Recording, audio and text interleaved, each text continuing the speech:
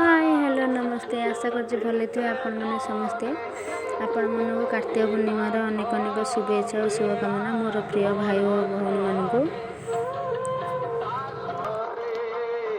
आपण मैंने कौ जगह डंगा छाड़े निहाती जनइबे आम जो अच्छु आम जेहेतु बाहर अच्छु ये नदी पाखे नहीं आम पोखरी डंगा छाड़ू हजबैंड को डाकुच फटो उठे अना हजबैंड को डंगा भसा सारापर मुझे सजा रही डंगा मुझे भसैली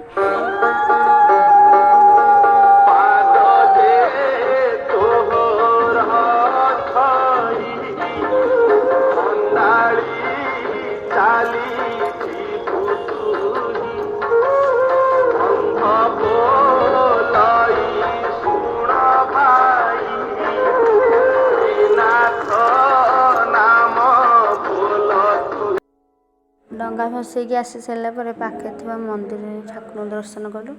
तापर हजबैंड मोर किसी फोटो सुट करके पुणी घर को आसिकी माँ वृंदावती चौरा पाखे मूर्जा पकई एमती